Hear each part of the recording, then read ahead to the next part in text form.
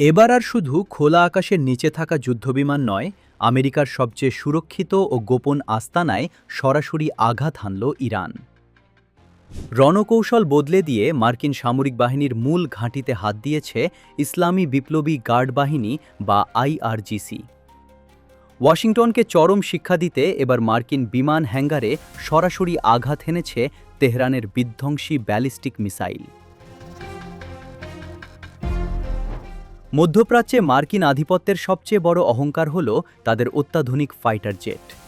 ইরানকে ভয় দেখাতে জর্ডানের আল আজরাক বিমান ঘাঁটিতে এসব যুদ্ধবিমান লুকিয়ে রাখা হয়েছিল কংক্রিটের তৈরি সুরক্ষিত হ্যাঙ্গারের ভেতর।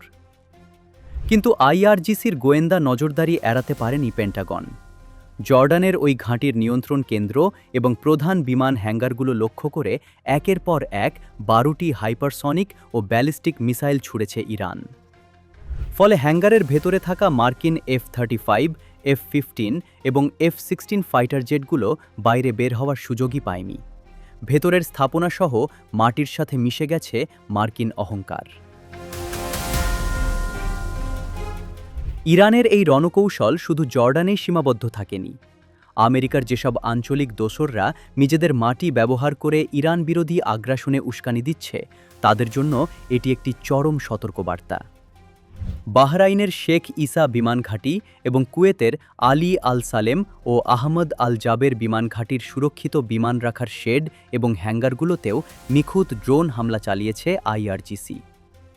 মার্কিন বিমানগুলো যাতে উড্ডয়নই করতে না পারে, সেই লক্ষ্যেই এবার সরাসরি হ্যাঙ্গারগুলোকে ধ্বংস করার কৌশল নিয়েছে তেহরান।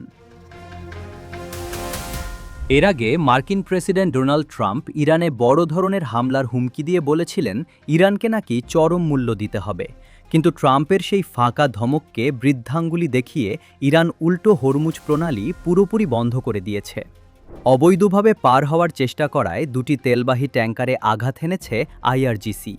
বিশ্ব অর্থনীতি সচল রাখা এই রুট বন্ধ হয়ে যাওয়ায় এখন কাঁপছে খোদ ওয়াশিংটন, লাফিয়ে বাড়ছে তেলের দাম।